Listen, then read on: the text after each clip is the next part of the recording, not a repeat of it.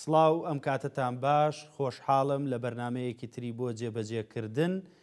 لەگەڵتانم و تەوەری ئەم بەرنمەیەشمان چەمکی ئازادی ڕادەربڕینە و بۆ شەنوکەوکردنی ئەم تەوەرە مامۆستایەکی ئازیز مامۆستا مەسعود عەبدولخالق سەرۆکی دەستگای ستاندارد و چاودێری سیاسی و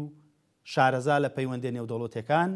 میوانی ئەم جارەی کەرکووکە. مامۆستا بەخێر بێی. زۆر سوپاسان دەکەم، دەستان خۆش. مامۆستا سەرەتا موێ لەو پرسیارەوە دەست پێ بکەم، هەرچەنە پرسیارەکە تەقلیدیە، ئازادی بە واتای چی؟ واتە پێناسەی ئازادی. بەناوی خی گەورە و میرەبان. وەڵاو پێناسەیە زۆر دیوی هەیە، دیوی فەلسەفی هەیە، دیوی قانونی هەیە، دیوی سیاسی هەیە. ڕەنگە لە فەلسەفیەکەی دەست پێ بکەین باشە. کە دەرەی ئازادی تەنها عیلاقەی بە بەشەر هەیە. بۆنمە ئەرێ ئەستێرە و مانگ و ڕۆژ و ئەلکترۆن و پرۆتۆن و شاخ و داخ و ئاو ئازادی هەیە نەخێر. لەبەرچی؟ لەبەرەوەی مەقیەدە بە یەک قانون، ئەوش پێی دەگوترێ قوانینی تەبیعیان یاساکانی سروشت. هەرچی بنۆڤە لە ژێر سایه یاسای سروشتە، بەڵام یاسای تریشی هەیە، یاساکانی ڕوحی هەیە، یاساکانی پەیامی هەیە، یاساکانی تری هەیە. کاتە لە ژێر کۆمەڵک یاسادایە، مقید نییە بە یەک یاسا. کاتە ئەو مەجالێکی ئازادی هەیە، کاتە هامیشێک لە ئازادی لە ئەسڵدا درێتە ئینسان لەو گردونەی. هەر ئەوەش معنای لێپێچینەوە دێ، معنای خەلافەت دێ، معنای خەلیفە فی الئەرض دێ، معنای ئینسانیەت دێ، زۆر معنایەکەی لەوانە دێ. لە بەشەکانی تر ئەوە وەکوێ ئینسانیەت داهینایەکە، ئازادی سیاسیە، ئازادی فکریە، ئازادی ئیداریە، ئازادی اقتصادیە، کۆمەڵێک لەو نوع. بەڵام هەرەیەکە فەرقی خۆی هەیە، هیچیان وەچی ئازادی فکری نیە. باقیەکەی تر یعنی ئەوی ئێستا جەنابەت قسەی لەستەکەی وای تێ دەگەم ئازادی فکری و ئازادی ڕادەربڕینە. ئازادیەکانی تر بەو شێوەیە نییە، یعنی بەرێن ئازادی جنسی بوون منە، ئەرێ ئازادی عەسکەری، ئەوانە زەرر و زیانی زۆرە بێجگە لەوەی کە ئازادی ئەوی پێ دەگوترێ ئازادی ڕادەربڕین و ئازادی فکری بە هەموو نەوعەکە. ئەو نوع ئازادیە دەبێ قسەی لەسەر بکرێ. باقیکەتر فەرقی هەیە. بەڵێ مامۆستا، یعنی جیاوازی نێوان ئازادی ڕادەربڕین و ئازادی سیاسی و فکری و جۆرەکانی ئازادی چۆن دەیبینی؟ ئازادی ئەوەی عیلاقەی بە نەشاتاتی فکری هەیە، ڕادەربڕینە، فەلسەفیە، سیاسیە، علمیە، تا ڕادەیەک ئازادیەتی حەقە، ینی مافە. بەڕای من لە سەرەتای هەموو ئاینەکان ئەو مافەی درایتێ، دوایە کرایتە دەستور و قانونیش. زۆر باشە مامۆستا، لە چ کاتێکە مرۆڤ توانی ئازادیە تایبەتیەکانی واتە ئازادی ڕادەربڕین بە تایبەتی بکاتە ماف؟ خۆی هەر لە یەکەم هاتن یەکەم بەشەریەت لە بۆ سەر ئەو زەویەی ئەو مافەی پێدرایە. بەڵام ئەوەی پێ دەگوترێ مافی مەدەنی عادەتەن مستەلاح کە پێی دەگوترێ وێستیڤاڵیە، یعنی لێرە بە زۆری وەکوێ مەرجەعی ئازادی دەدێن. بەڵام لە پێشترێ باسی مەسەڵەن لە حەزارەتەکانی پێشترش ئەو مافەی هەبووە. بەڵام لەو دوایی کە ئەوی پێی دەگوترێ وێستیڤاڵیە نەهزەکی ئەوروپی داهینە، دەتوانین ئینقلابێک هەیە باسی بکەین. ئەو کاتێک کە مەمنوع بوو باسی مازی بکرێ، باسی ڕابردوو بکرێ، بۆ نمونە ڕاسڵ قسە چی هەیە لەسەر ئەو مۆزوع، دەرێ ئێمە هەتا نەمانتوانی ئەتا وەکوێ نۆرەی ئەوەی هەر ڕەخنە لە فەلسەفەی یۆنانی و ئەرستۆ و ئەفلاتون نەگرین، ئەو نەهزەیە دەستی پێ نەکرد. ئەوروپا هەر پێش نەکەوت، پێشتر ئەوە مقەدەس بوو، نابابی قسەچ لەسەر فەیلسوفەکانی ئەوروپا بکەیت. بەڵام کە دەرێ ڕەخنەمان دەگرت دەرکەوت، هەتا قسەکەی وایە، دەرێ من فەلسەفەی ئەرستۆ ئێستا بە میزانی ئەو سەردەمی لەشتەی جملەی مفیدەی لێ دەرناچی. ئەوە بیرۆڕای ئازاد لەوە دەست پێکا و حەزارەتەکی لە پاڵ سەر هەڵدا و ئەوروپا زۆر پێشکەوت بە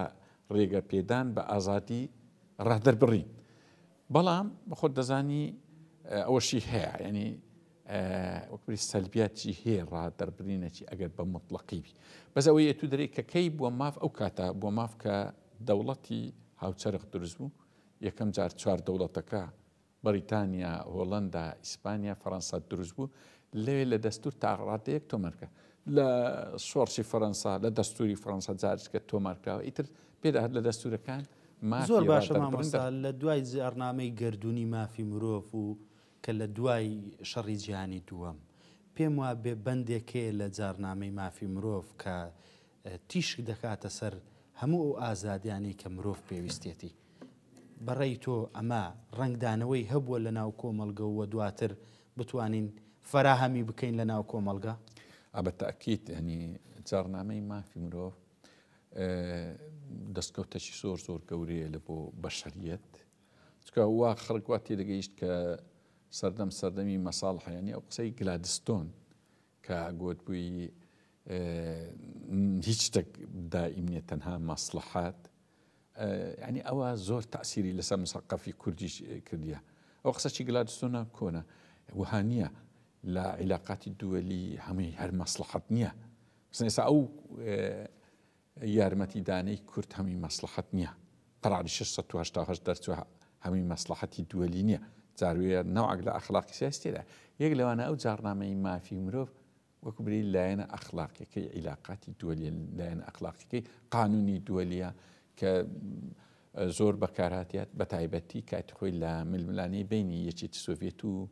ئەو پێ دەگوترێت سەربازگەی ڕۆژئاوا پرسی ڕادەربڕین زۆر زۆر گرنگ بوو، چکە پرسی ڕادەربڕین لە یەکێتی سۆڤێت ئەوەندە مەقەیەت کرا تەنانەت علومیش ناوێن لێ نابوو فیزیای تەبەقی، کیمیای تەبەقی، ناوێن لێ نابوو مەسەلەن دەستکەوت علومی تەبەقی، بەو شەرطەی علوم تەبەقی نییە. ئەندرێ سەخەرۆفیان سزادا زانایەکی گەورەی فیزیایی بوو، نەفی سیبریان کرد لەسەر بێعەقڵی فەقیری زانای فیزیایی بوو، لەبەرچی تەوەجوهە فیزیاییەکە وا بوو لەگەر مەبادی شوعیەت یەکی نەدەگرتەوە دەیانگۆ نابی ڕادەر، یعنی ڕادەربڕین یەک لەو عامیلانە بوو کە یەکێتی سۆڤێتی بەم عەسکەرەوە بە هەموو تێک ڕوخەکە نەیبوو. زۆر باشە مامۆستا، پەیوەندی ئازادی و مافی مرۆڤ چییە؟ ینی پەیوەندیەکە هاوتەری بە یا پێچەوانەیە؟ دەمەوێت ئەو پرسیارە ینی زۆر گرنگ نەخۆی بەشی زۆری وەکوبری هەماهەنگە مطابق نییە، چکە مافی مرۆڤ مافی تریشە، هەر مافی ڕادەربڕین نییە، بەڵام هەماهەنگە، ینی ئەگەر ئینسان کەمترین ئازادی نەیتوانی ئەو ڕای هەبی دەری ببڕی ئەو بە معنایە مافی هەرچیز مافێکی نیە، نەک مافی. زۆر باشە مامۆستا، لە چ کاتێکا مرۆڤ دەتوانێت پەیوەندیەکی تەندروست دروست بکات لە نێوان مافی مرۆڤ و ئازادی ڕادەربڕین؟ ئەوە جوانە. ئەم دەمیز ئەوەیش برێ کە ئێستا هەیە لە کوردستانی خۆمە ئەندامی مەکتەبی سیاسیە مافی ڕادەربڕینی ڕاستەقینی خۆی نییە لە ناو حیزبەکەی خۆی، ینی ناتوانی دەزانی وە هەنگاوێکە سەرکردەکەی نایتی و هەڵەیە لە پەنایان باز دەکا یان لە مزەکراتەکانی باسکە ئێستا زۆربەی مزەکراتەکانی بابرێن سەردەمی سەدام حوسێن، مزەکراتی خەزرەجیە، مزەکراتی عەمماتی، مزەکراتی پێی دەرێکا کە تو مادەم ئەوە دەزانین بۆ ئەو کاتی باس نەکرد، ئەوە حڕیەتی ڕێی و ڕادەربڕینی نەبووە. ئێستاش ئەم زۆر جار خەڵکی خۆمان دەبیرم لێرە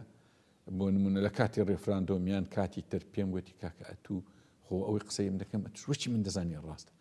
بۆ وە ناڵی ئێستا دەوڵامیان حەولمدا لە مزەکەرات و لە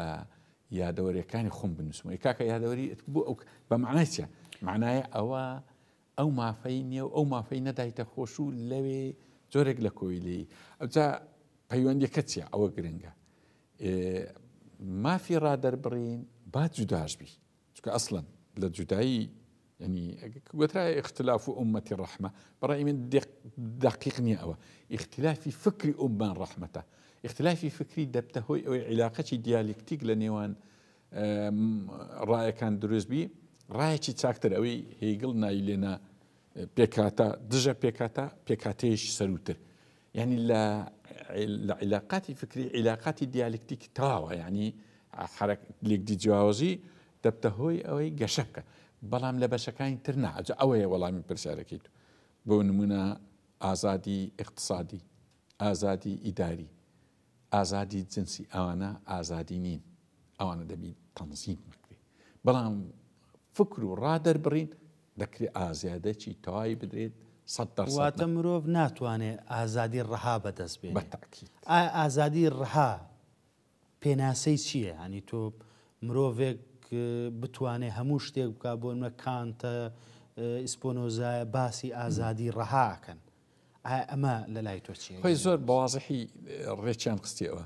دەرێ ئازادیەکەی من تا ئەو ڕادێ ئازادە هەتا دەگاتە سنووری ئازادی تو ئەگە ئەویشت بڕی معنە ئازادی خەڵکی تر پێشێلەکە ئازادی ڕەها ئازادی خەڵکی تر پێشێلەکە ئەوی پێ دەگوترێ ئاداب عامە لە ئەو مستەڵەحەکی دووەلیە ئەوانە پێشێل دەکا بۆ نمونە ئەوی پێ دەگوترێ نیزامی ئیجتیماعی تێک دەدا ئەگەر ڕەهابی دەزانێ چۆنیان وێنە کردیە چۆن ئێستا تو چلوەیەک قۆمبەلەی و بابلین نەوەوی ئەگە ئازادی ڕەهای بدێ بتەقیتەوە وێرانی دەکەوەنیە بەڵام عینی مادە یۆرانیۆم بینە بە کۆنتترۆل بیتەقینەوە تەولیدی کارەبات دەداتێ پاپۆر بەوەی دەڕوە ینی تەماشاکە ئازادی لەژێر کۆنتترۆل لەژێر کۆنتترۆل لەژێر دەستورە لەژێر مەدرسەیەکە لەژێر ئاینێکە ئەوە بەو شێوەیە کە ئینتاجی وەکوری خەدەماتی بەشەری دەداتێ بەڵام ئەگە بە حڕیەت چیلۆیەک نەوەوی لە یۆرانیومت تەقاندەوە چ وێران کاریە وێنیان وا کردی ئازادی ڕەها وێران کەرە تا ڕاتێک بەڵام ئازادی لەژێر کۆنتترۆل و بە جوانی و بە موەجەهی ئازادیەکی خۆشە و ئەو سنووری کە لە بۆ دانرایە ئەتوم مارەسەی ئازادی خۆتەکە بێ ئەوی ئازادی خەڵکیتر پێشێل بکی. زۆر باشە مامۆستا ئایا ئازادی لە چ قۆناغێک بۆ داواکاری سیاسی؟ وەکو باسم کرد ئەوی پێ دەگوترێت مەرحەلەی مەدەنی تەماشاکە مەدەنی چییە؟ ئەی زۆر باس کرای مەدەنی بڕێک ئاسانە مەدەنی ئەتو لە ژێر کاریگەریەکانی ستونی جەستونی قەومیە عەشائیریە بنەماڵەیە کە دەردەچی دەکەوێت ژێر کاریگەریە ئاسۆیەکان بە تایبەتی ئاسۆیەکان یاسایی معناتو لە ژێر کاریگەری عەشائیری دەرچووی توێ ژێر کاریگەری یاسایی و دەستوری ئەو پێ دەگوترێت عەمەلیەی مەدەنی ئەو لەوەتی دەوڵەتی مەدەنی دروست بووە و قەوانینی مەدەنی دروست بووە ئەو کاتە ئەو مافە دیاریکرایە بەڵام ئەو مافەش جێی هەڵوەستەیە یعنی جاروەیە حڕیەت دەدرن بۆ من لەو ڕۆژانە لە وڵاتانی ئەسکەندنافیە قورئان سوتێندرا درێن ئەوە ئازادیە یان لە کوردستان یەک هەستی بریا من کتێبی مەسحەفی ڕەش دەسوتێنم یان ئەو باش نییە تو لەبەرچی پێشێلی مافی خەڵکی تر دەکەی پێشێلی وەکوبری مقدساتی خەڵکی دەکەی خەڵکەکەیە حڕێتی لەوەی دەبینتەوە کە کتێبێکی لا مقدسە یان جەژنێکی لا مقدسە یان ئاینێکی لا مقدسە ئەوە کەیف حڕێتی خۆی هەیە ئەو حڕێتانە درایە زامن کرایە ئەگە بە جوانی تەرتیب نەکرێت نەوعەک لە کۆنترادیکشن نەوعەک لە تەناقض پەیدا دەبی لەبینی ئەوەی دەرێ هەموو کەس حڕێتی ئاینی هەیە بەڵام تو بچی لەو لاش حڕێتش کە بدێ ئینسانی ئاینەکەی پێشێل بکە قورئانی بسووتێنی ئینجیلی پێش بسووتێنی ئەوانە باش ڕێک نەخرایشتان لە دەستورەکانی دەولی. زۆر باشە مامەستا تۆ باسی ئاینت کرد ئەمە سرنجمی ڕاکێشا بۆ پرسیارێک کە مەبەستمان پرسیارە ئایا لە نێوان ئاینەکان جیاوازی هەیە لە نێوان چەمکی ئازادی؟ ئەسلی ئاینەکان یەکە ئاینە خوای یەکەن هیچ ئاینەکی نییە مەسەڵەن ئێستا بوزاش کە دەرێن وەزعی نییە یعنی چەمکی ئاینی کۆمەڵک زەوابەتی خۆی هەیە دەیناسیەوە لە تاریخدا عەشایر ئەوی ئەم باسم کرد عەوامیلی ستونی زۆر مسەیتەروە کە باسی ئەخلاق و باسی عەوامیلی ئاسۆیی دەکرێت ئەو دەزانی دینە کەواتە هەموو دینەکان یەک دینە بەڵام دەستکاری کرایە زۆر دین دەستکاری لە زۆربەی دینەکان ئازادی لە ئەسڵدا پەیامەکەی پەیامێکی سیاسی و ئازادیە هەر بەخۆی کە هێنرایتە سەر ئەرزکە پێی دەگوترێت خەلیفە معنای چییە؟ ئەو وەڵامی پرسیارەکەتە بەڵام تۆزە گوردەکاری دەوی بەشێک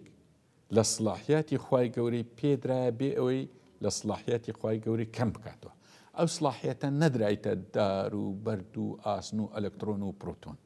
نەیدرایتی هەر بە خۆشی دەرێ ئەو ئەمانەتە بدرێنێ دەرێ ئابا ینی وەریان نەگرێ ئینسان وەری گرتیە کەواتە تەنها ئینسانە ئەو ئازادی درایتی ولا ئاینیش ینی لەو ئاەتە گەورەی کە ئینی جاعل فی الأرض خەلیفە لەوەی بەرجەسە دەبی کە تو خەلیفەی سەرزەوی خەلیفە معنای چییە؟ یعنی بەشێک لە دەسەڵاتی قوایت پێدرایە کاتە لەوێ ئازادیەکە لەوەی سەرچاوە دەکری لەبەر ئەوەی ئەگەر ئاینێک گوتی ئەمە ئازادی نادەین یان ئینسان مسەیەرە چکە ئینسان مسەیەر و مەخەیەر مناقەشەشی زۆر لەسەکرایە عیلاقی بەو سوالەی دوو هەیە مسەیەرە ئەوە لەو ئاەتانە نەگەیشتوە هەر یەکە گوتی مسەیەر ئینسان زۆر باشە مامەساب ئایا ئازادی لە نێوان ئاینەکان ئیسلام و ئاینەکانی تر چ پێناسەیەک هەڵدەگرێ خۆی ئەسڵ ئەوەیە ئازادی لە بۆ هەموو ئاینەکان هەبی ئەندەبی ئاینی ئیسلام خۆی ئازادی نەک دەستور بێ و قانون بێ و برێمە هەر ئازان دەبی ئاینی ئیسلام خۆی ئازادی بداتە ئاینەکان لەبەرەوەی لا ئیکراهە فی الدین دەوی مەسیحی بە خۆی ئازادی بداتە زەردەشتی و ئێزیدی و دەوی بداتە هەمووان چکە لێش عینی ئەو ئاەتە هەیە ئاین بە تۆبزی نییە ینی هیچ حڕیەتی حتا کافربوون حڕیەتیە لە دیندا یەکشت مەجای تێدانی ئەی زوڵم دەنا ڕێگە دەدا تو کافر بی ڕێگە دەدا ئەتو ملحید بی ڕێگە دەدا مەسیحی بی شیعە بە سونە بە ئێزیدی بە زەردەشتی بە کاکەی بە ڕێت دەدا یان هیچ مشکلە نییە بەڵام ڕێی زوڵمت پێ نادا ئەوان کە لە حڕیەتی وەکبرێت تعبیردایە لە حڕیەتی ئینتیمادایە بەڵام حڕیەتی زوڵمت نییە بزانە لێرە ئەوکە مەحدودت دین حڕیەتی زوڵمت پێ نادا تو زوڵم لە خەڵکی بکەی ئەجا تو کە ئازادی ڕەها برین ئەتو ئازادیەکی ڕەهایت پێ دەدا ئەتو ئازادی خەڵکیتر پێشێلەکەی کاتە زۆرمت لە خەڵکیتر کردیە جا ئەوانە زەنجە چووناتە ئازادی ڕەها زوڵمە ئازادی ڕەها بەشێکی زوڵمە بەڵێ کە ئاین قبولی نییە ئەم کە گوتم کافری مەسیحی یەهودی هەرچی هەی حڕیەتی دایە بەڵام لە پارە داواش لێ دەکات دەرێوەرە عەدالەت پەیڕەو بکە یعنی ئەو داوای لێ دەکات کەواتە هێنانی یان بانجی ئینسان لە بۆ عەدالەت باشترین ئازادیە دەزانین ئەم شتێک هەیە یعنی ئەگەر تو حەزت لێ ئەسلی فەلسەفەی ئازادی برێت چۆنە ئازادی دەرەجە بە دەرەجە بزانە ئاخیر پلەی ئازادی لە چێە هەتا ئەتوو عەبدی مؤسسەی بچووک بی ئازادیت کەمترە بۆ نە کۆیلایەتی لەبەر چ پێی دەگوترێ کۆیلی چکە تو عەبدی نەفەرەچی ئەری عەبدی عائیلەیەکی بی بڕک ئازادیەکەت زیاترە ئەری ئەگە عەبدی بنەماڵێک بی ئازادیەکە فراوانتر دەبی ئەری ئەگە گەیشتەوەی عەبدی حیزبێک بی برین ئینتیمای حیزبەکەت هەیە ئازادیەکەت زۆر زیاترە ئەری ئەگە عەبدی دەوڵەت بی یانە تو کە ناموانێنە عەبد لێڕە ئینتیمای دەوڵەت زۆر ئازادی ئەریگە تو عەبدی ئەو گەردونەی بی ئەریگە تو ینی عەبدی خوای ئەو گەردونەی بی ئازادیەکەت یەکجار زۆرە کاتە گەورەترین ئازادی ئەوەی ئەتو ئەگەر وەکوبرێ خواپەرستیەکی بەڕاستەقینە یعنی لەسەر قوانینی خوایی بە تەواوی بڕۆی زۆرترین ئازادی و زۆرترین ئازادی دەیە خەڵکی تر ئەوەش ڕنگدانەوەی نابێت بۆ ئەو چەمکانەی کە دروستکراوی مرۆڤن کە بتوانێت ئینسان بە شێوەیەک لە شێوەکان ئازاد بێت لە کار و هەڵسوکەوتەکانیان ئازاد بێت لە هەڵبژاردننی ئەو دەوڵەتەیە هەڵبژاردننی حکمی ئەو دەوڵەتە ئینسان گەیشتە ئەو ڕادەیە ئەگەر معلومات و زانیاری یەکجار زۆر بوو سە لەبەر چی باز لەوەی دەکرێت دەبی کچ مەسەن ئەو ئازادی نییە کوڕێک هەڵبژێری بۆ خۆی لە بۆ زەواج بەڵام بێوەژن ئەو مافەی هەیە بزانە فەلسەفەکە لە چێ یعنی زۆر جار هەیە ئینسان بەخۆی نازانی ئەو ڕێبازە باشەی لە بۆ خۆی هەڵبژێری لە دەبی پشت بە بەرنمەیەک یان بە موەجهێک ببەستی لێرەدا باوک دەبتا وەلی ئەمری ئەو کچەی بەشداری دەکات کە ڕێکی باش بێن چکە لە زەوازدا ئەوەی کە زەرەر دەکات ئەگە سەرکەوتو نەبی ئافرەتەکەیە پیا زۆر زەرەر ناکە لەبە هەندێ وای مقەیەت کرایە شروعی زۆر باشی لەبۆ دانرایە ئەو حڕیەتەی نەدرایت بزان زاروێ حڕیەت نەدان بەشەکە لە ماف بۆ نمونە ئەتو حڕیەت نادەمێ من دەربچی دەست لە کارەبایی بدە چەند خۆشە حەزی لە حڕیەتەوە نییە دەست لە کارەبایی بدە دەست لە چەقوی بدە دەست لە شتی گەورەتر بدە بەڵام ئەتو کە گەورە بوو یەک گەورە و گەیشتە عەقڵەک ئەتۆ حڕیەتی دەدێ دەزانی نایکە ئەو ئینسان لەو شێوەیە ئینتیمادە بۆ دەوڵەت ئینتیمادە بۆ حیزب لە بۆ هەڵبژاردن ئەو ئینسانە چەند پێگەیە ئەگە زۆر پێگەیشت بوو تا حڕیەتی بدێ بەڵام ئەگە پێ نەگەیشتوی دەبی لە ژێر تەوجیهبی ئەوجا ئەو کاتە مەسلحەتی خۆی و مەسلحەتی میلەتەکە و مەسلحەتی ئینسانیت زۆر باشە مامۆستا. دیموکراسی وەک پرۆژەیەکی مۆدێرن تا چەند توانیوێتی چەمکی هاوڵاتی بوون بگەێنێتە ئەم ناوچێ بە تایبەتی لە ئێستاە؟ خۆی دیموکراسی لە ئێستا باشە، زۆر باشترین ینی بەس ناگاتە عەدالەت مادەم دەستگۆڕێت. بەڵام من حەزەکەم هەر لەسەر دیموکراسی قسە بکەم. ئەمن لە هیرۆدس خوێندمەوە باز دەکە دەرێ ئەسلی دیموکراسی شەرقیە، زیاتر لەوەش دەرێ عەجەمیە. بەڵام بەس دەرێ لە پەلامارەکانی عەجەم لە بۆ یۆنان هاتن چەند مستەڵەحە چێنداهینە دیموکراسیان هەڵبژارد لە بۆ حکم بەس ئەوەندەی دەرێ. بەڵام کتێبەشکە هەیە ستیڤن کتێبەکە مامۆستا ئەمێ بە وردی باز لەو چەمکە بکەی بە وردی تیش بخەیتە سەر مەبەستەوێ ئەوەی ئێستا دەیری. بەڵێ ستیڤن وایفیلد دەرێ لە کتێبێکی هەیە دیموکراسی ئین کوردستان بە ئینگلیزیە تەرجمەی کوردی نەکرێ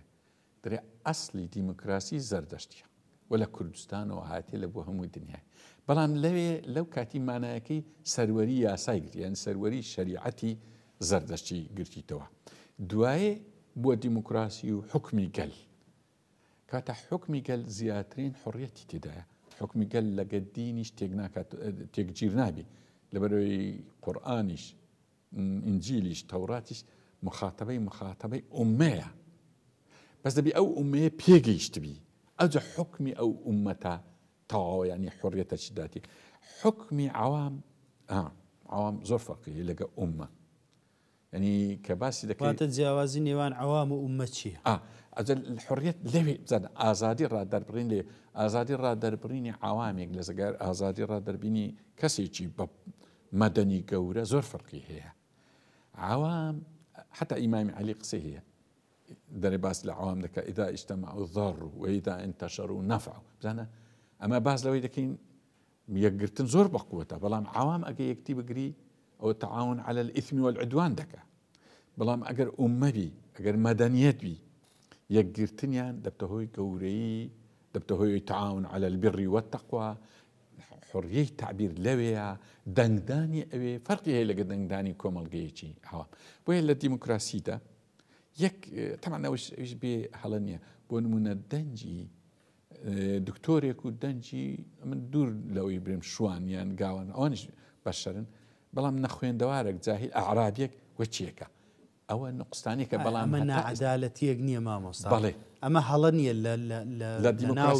چەمکی دیموکراسی یعنی چۆن دەکرێتەوە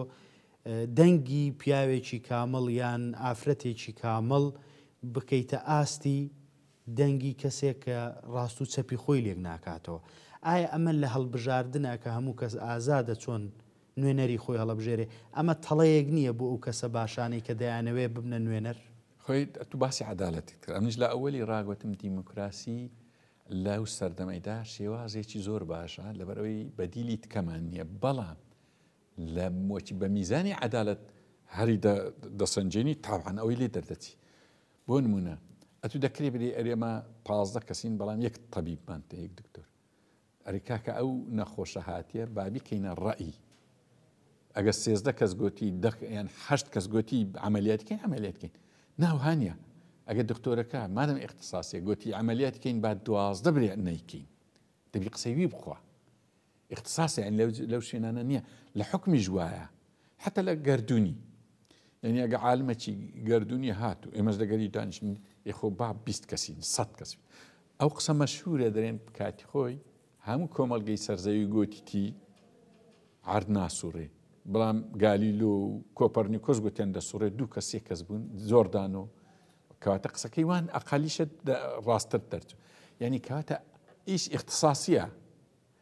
اختصاسی دەوڵەت کابرا لە سیاست اختصاسە دەبی ئەوی هەڵبژێری.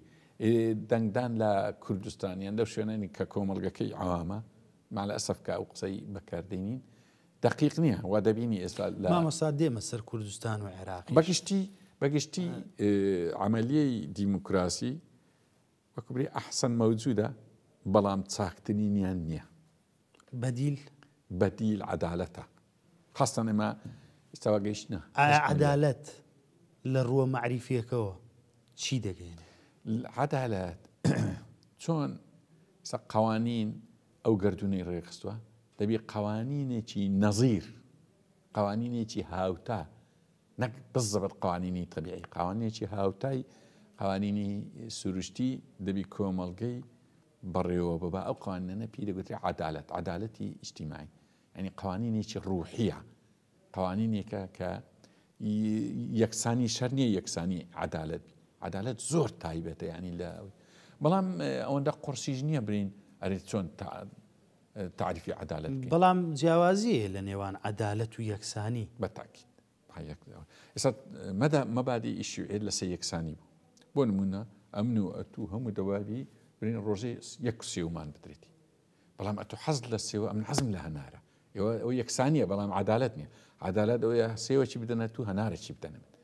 معنایە یەکسان نییە. جاروێ مەعیدەی من گەورەترە، عدالت ئەوەیە یەک سێوی بدەنە تو، بەڵام هەنارە سێوەکی بدەنە من، ئەوە عدالەتە. بزانە یەکسانی و عدالت چۆنە؟ یەکسانی زیاتر کەمیە، هەرچی عدالەتە کەمی و نەوعیە، ینی چەندایەتی و چۆنایەتیە.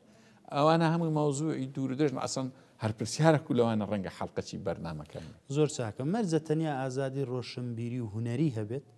و لەناو ئەم پرسیارەدا پرسیارێکی تریش دروستە بێت، بۆچی سیستەمی نیمچە دیکتاتۆری لە وڵاتەکانە زۆر ترسیان لە ئازادی ڕادەربڕین و ئازادی سیاسی هەیە؟ خۆی بە تایبەتی ئێستا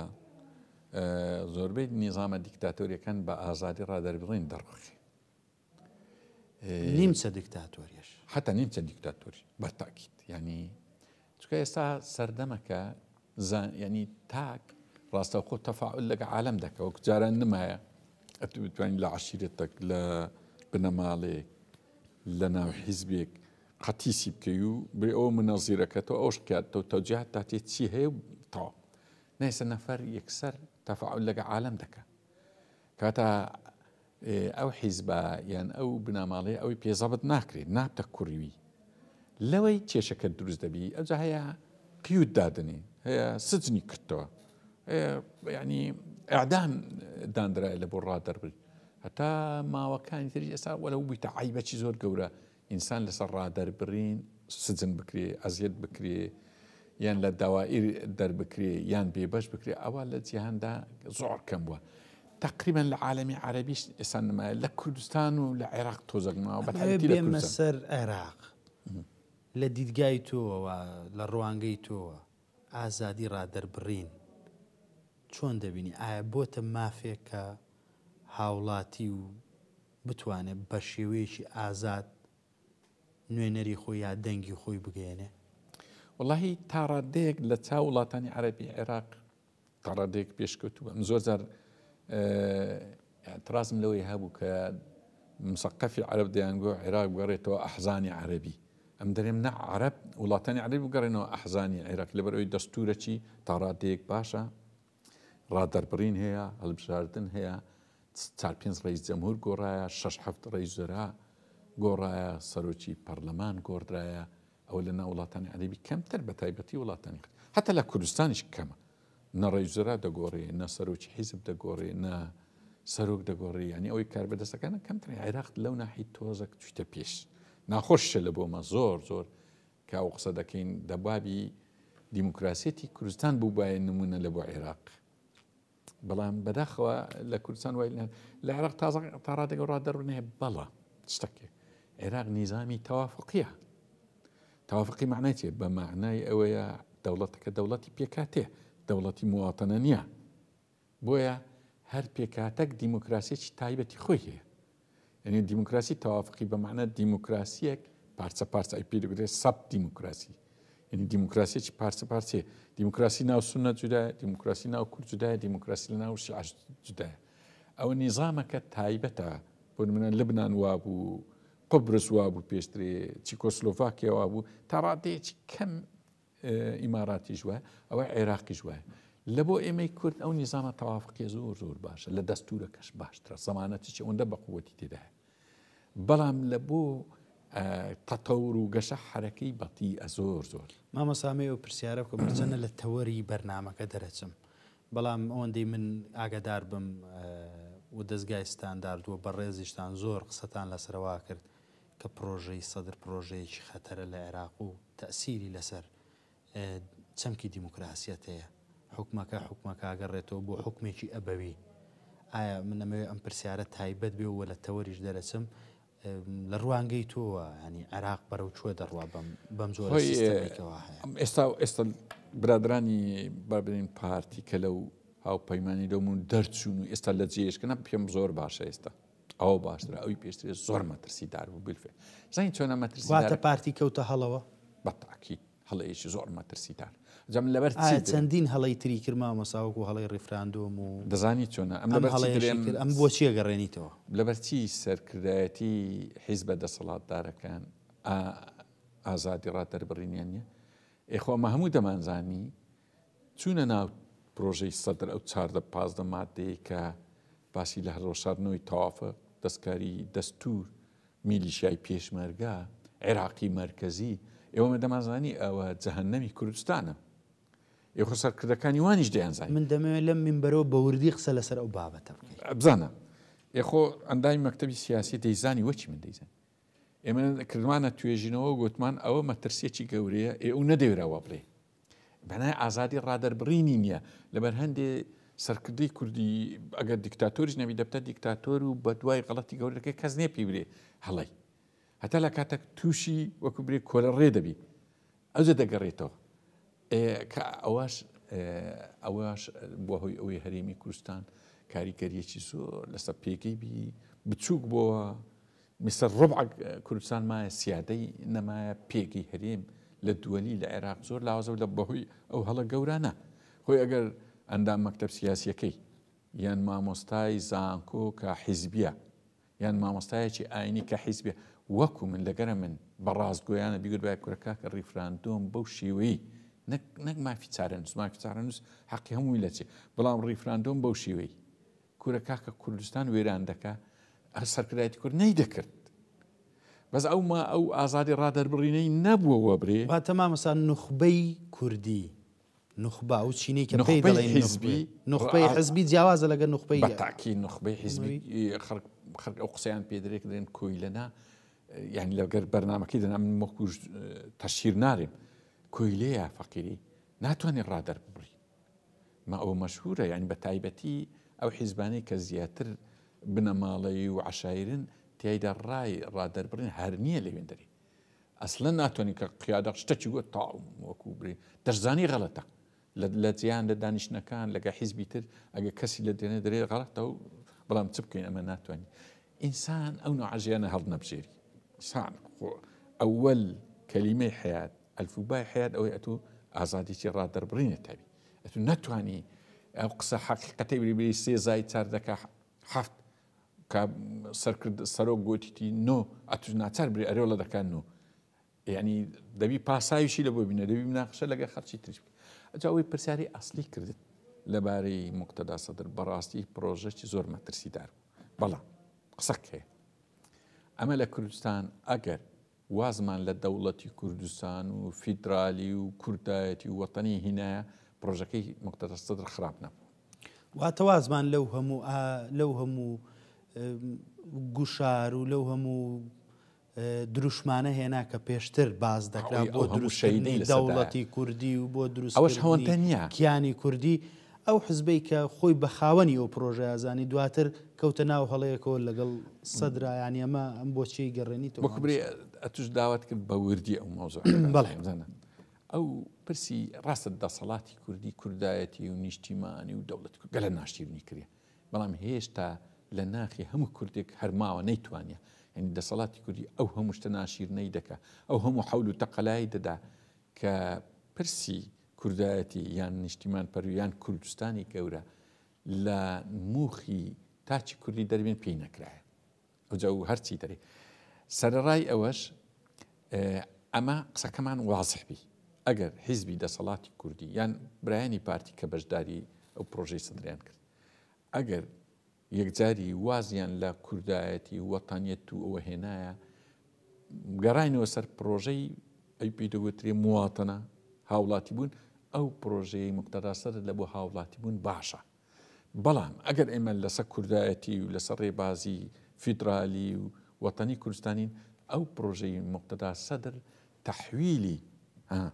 تەحویلی دەوڵەتی مکەونات دەکە لە بۆ دەوڵەتی مواتەنەکە جێی هیچ کەسی نابتەوە وەکو پێکهاتە وەکو قەوم وەکو شەراکە لە ناو دەوڵەتی عێراق ئەمە لە بە هەندێ زۆر دژی ئەو پرۆژەی بوون ئەمە زانیمان ئەو پرۆژەیە کە لە پێش ساڵی 2023 ئەنفال و چیمیایی و تعریبی کوردستان کرا لە ژێر سایی ئەو مەشروعایی بوو شەرت نییە مقتەدا سەدر بەخۆی ئەو نیازەی هەبی بەڵام لە پاشەوی نیزام دێخۆ عینی کاتی خۆشی کە عێراق دروست بوو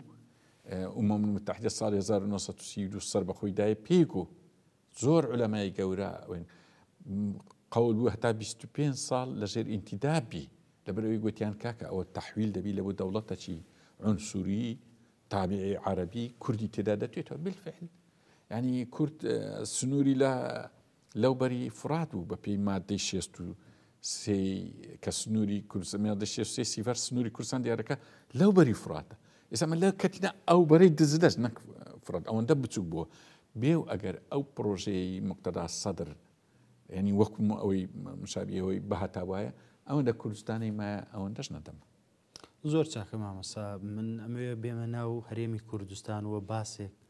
لەسەر چەمکی ئازادی ڕادەربڕین لە کوردستان بکەین و لێرە و لەوێش جۆبیستیەوە دەبین کە ڕۆژنامە نووسان دەگیرێن و سزن دەکرێن لەسەر ئەوەی کە بە ئازادانە ویستویانە ڕێی خۆیان بڵێن یا کەیسێکیان زوڵاندووە لە دژی حکوومەت کە حکوومەتێکی بنەماڵەییە تا ڕادەیەک تووشی تونند و تیژی بوونە و دەستگای ستانداردی ژەوەندەی ئاگدار بین کە کەیسی ژیراوانی بادینان لە ئەستۆی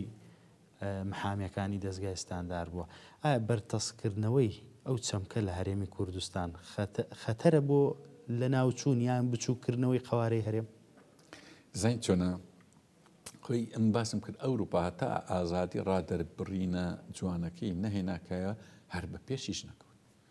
هیچ میلەتەک نییە ئەگە ئازاد ئێستا سین تەمەشاکە کەی پێشکەوت هەتا شوعیەت بوو خۆ ئێستاش حیزبی شوعیە بەڵام ئێستا حیزبی شوعیەتی ئەی پێدەگوترێ سۆسیال دیموکرات ینی حڕیەتێکی دانا خەڵکی ئەو با ئەو حیزبە شوعیە نامینێ زیاتر حڕیەت بزانە سین چەندی تر پێشکەوت پێش دەکەوێت هەموو دنیا وایە ئەوروپا هەتا دیکتاتۆریەت بوو هەتا حڕیەتی تێدا نەبوو لە پاش بوو ئەسڵەن ساعتێک بە هەدیە لە بۆ شارلمان چوو هەموو لەماخر بوونەوە گوتیان بە چەکوچی گەورە با بیشتین لەبەرەوە جنی تێدایە تەماشاکە هەڕونە ڕەشید ساعتەکی لە بۆ نات چرکە بە چرکە چرگیشی دەکرد یعنی ئەوە پێشکەوتنە لە کوردستان ئەوە 30 ساڵە لە بەچێمە دەوەکەن لەبەرەوەی ئازادی ڕادەربڕینێکی ڕاستەقینە نییە ئەم نارێمی هیچ نییە ئینسان با ئەوەک بری ئێستاش ئازادی ڕادەربڕینەک هەیە بەڵام ئیرادە و مەحاولەیەکیە ئەوەندەش نێلی ئەو تەمان لە هەموو کوردستان وە چێک نییە لە هەندێک جیان ڕەنگە باشتر بی هەندێک منطقی هەیە ینی بەراورد ئەو بەراوردانە خۆش نییە بیکەین هەندێک هەیە باشترن جێ هەندێک لەو لایە باشە هەندێک لەو لای خراپ باشتانە ئەو بەراوردانە هەیە بەڵام بەگشتی ئازادی ڕادەربڕینەکەی ئەو ئازادیش لە چێ ڕاهات لە ئەسڵدا ئەگەر تۆمشایکی لەناو حیزبەکەی خۆی هەیە نەخ بەمعنە ئەسیل نییە ئەو چێ میلەتی نایەتی لە ڕاپەڕین هەیەی میلەت بەخۆی ڕاپەڕنی کردە ئەو ئازادی لەوێ هینایە بەڵام بەرەبەرەوە کەم دەکتەوە بە تایبەتی ئێستا هەرچە ناو دنیامان کۆبنەوەکی لەگەنە توێت گرتوەکانە بوو هەندێک باسییان کە هیچ نییە پێم خۆش نەبوو ئەمە لەو شوێنانەوە برین وا چاکە ئەمە لێرەوە برین برینەوە ئازادی ڕادەربڕین بەرە بکەم بزانم هۆیەکەی چیە حیزبی دەسەڵات دەنجی زۆر کەم بووە لە ناو هەولێر حیزبی دەسەڵات لە ناو هەولێر دەنجی لە بینی 170 تا 190 بەڵام کە دەچێت دەری لە هەولێر لە مجەمەعەکان دەنجی زۆر زیاترە هۆکارتیە لە ناو هەولێر ئازادی ڕادەربڕین ینی خەڵک دروستی کردە کەواتە شتێک هەیە حیزبیش هەستی بەوەی کردە حیزبی دەسەڵات لە عالەمی عەرەبیش وایە کە ڕادەربڕین هەبی دەنجی کەم دەکە حیزبی دیکتاتۆر تەبیعەتی وە لەناو حیزبی ئازادی خواست هەتا ڕادەربڕین زیات بڕی ئەویش ڕای دەنجی زیاتر دەکە ئەو هەستی بەو نقطەی کردیە لەو شوێنانەی کە ئازادی هەیە دەنجی کەمە لەو شوێنانەی کە دیکتاتۆر هەیە دەنجی زۆرە کاتە معنای مەترسی و قام چییە ئەوەی تێگەیە لەبەر هەندێک دەیەوێ ئەو ئازادی ڕادەربڕینەی نێلی لەبەوەی بمینێتەوە جێ لەوەی نییە بۆ نمونە لە دنیای ناوی ناشیرن دەبی کۆمەڵگە پێشکەوت و نابی ئەوی پێی دەگوترێ ئین دەستکەوتی عقلین دروست نابی سنعاتمان پێشکەوت و نابی دەستورمان نابی دەوڵەتمان نابی ئەوانە جێ لەوەی نییە جێ لەوەی خۆی ئەو حکومەی خۆی بمینێ بە هەر شێوەیەک بی زۆر لە میکافیلی خراتر لەو ناحی تعامل دەکەن ئەجا ئەو وەسعی هەرێمی کوردستان زۆر باشە مامۆستا من وەکو کۆتا پرسیارە پرسم ڕۆڵی ڕێکخراوەکان و ڕۆڵی ئەحزاب دەبێت چی بێ کە بتوانین ئەم کۆمەڵگەی ئێمە هۆشیار بکەینەوە و چەمکی ئازادی ڕادەربڕین بکەین بە چەمکێک و بتوانین وڵاتی پێشخەین ئەمە چۆن دەکرێ؟ وڵایەوە ینی داوایەکە زیاتر لەو ڕەوشنبیر و مامۆستا و ئەکادیم و مسەقفەکانی ناو حیزبی دەسەڵاتە یعنی تو با ملیار دۆلارت هەبی با مەزرعی گەورەت هەبی با کوڕ و برازا و خزمەکان هەموو تاین کردی هەموو لێکردێ بەس بەچی بە خۆت ئازادی ڕادەربڕین نەبی ئەوانەی هەیتت هەمووی تاڵە هیچ نییە هەمووی ناکە بە ئازادیەک قسە بکەی لەسەر تەلەڤیزیۆن تو تەماشای کە سبەی دووزبەی ئەو وەزعە دەگۆڕی مزەکەرات و یادەوەریەکانی ئەو سەرکردانە تەماشاکە چ دەڕێن ینی پێشترێش دیتیتمان ئێستاش دەیبینین بەمعنە ئەوەی لێ بۆ نەیتوانیە قسەکان بکەم نوەچ باسم کرد ئەو ژیانەشی گەرەگەرە ناخۆش ئەمە داوایان لێ دەکەی وەکو ئێمە ڕاستگۆ بن لەگە سەرکردەکانیان بۆ منە پرۆژەی مقتەدا سەدەریان هەر پرۆژەی تر حیزبەکانی تریش ینی ئێستا ئەو ئیشەی کە برایانی پارتی وەزعە تێکەوتونە مسەقفی ناو پارتی یان ئەندامن سەپەڕیتەوە ناو حیزبەکانی تریش حتا ناو حیزبە ئیسلامیەکانیش سەوای لێ هاتێک کەمتر دەتوانن ینی ئازاد بن ڕادەربڕن لە هەموو شوێنەکان لە هەر شوێنێک جەماعەتەکەی مسەیتەر بووینە بەسەر حیزبەکەیدا دەستگۆڕی دەسەڵاتی تێدا نییە بنەماڵت بوویتە ینی پرسی بنەماڵی خەریکەوە زۆر سەیتەرە دەکە لە سەر کوردستان پرسی بنەماڵیش ڕاستی پێچەوانەی ئازادی ڕادەربڕین ئەم قسەی ئەخیریشم ئەوەیە لە کۆنگرەی حیزبێکی گەورەی کوردستان گوتم چەپڵە لێدان لەگە ئازادی ڕادەربڕین ڕێک پێچەوانی یەکترە ئێستا کۆنگرەکانیش بوویتە چەپڵە لێدان باوەڕی بۆ چەپڵی نییە دەبی چەپڵەکی کۆریایی شیمالی چکە مەشهورە بە چەپڵی ئەوهانیە دەبی چەپڕەکەی وا لێدەی ڕئیس ببینی هەستم کرد لەو کۆنگرانش وە ئەو نەوە چەپڵەی لێدرێ بە معنای ئەوە تەراجعی زۆرە لە ئازادی ڕادەربڕین تەراجع لە ئازادی ڕادەربڕین معنای مستەقبەلی کوردستان جارشکە دەگەڕێتەوە ژێر ئەو دەسەڵاتانە چکە ئەمە بەهۆی ئازادی ڕادەربڕین گەیشتینە هەندێک قەراراتی دووەلی و پشتیوانی نێودەوڵەتی. زۆر باشە مامۆستا ها لێرەدا لە کۆتایی بەرنمەکەدا دووبارە دەڵێمەوە زۆر بەخێر بێ بۆ کەرکووک وە کەرکووک لە باشوور تا باکوور لە ڕۆژ ئاوا تا ڕۆژهەڵات و تاکو کوردستانی سووریش کە زۆرێک لە هاوڵێتەکانمان نازان کوردستانی سوور چییە لە کەرکووکە خاوەن ماڵن زۆر سپاسان دەکەین زۆر ئیشاڵە کەرکووک بینەرانی بەڕێز لێرەدا دێنە کۆتایی بەرنامەی بۆ جێبەجێکردن هەتا چەمکێکی تر و تەوەرێکی تر بەخوای گەورەتان دەسپێرم خواتان لەگەڵ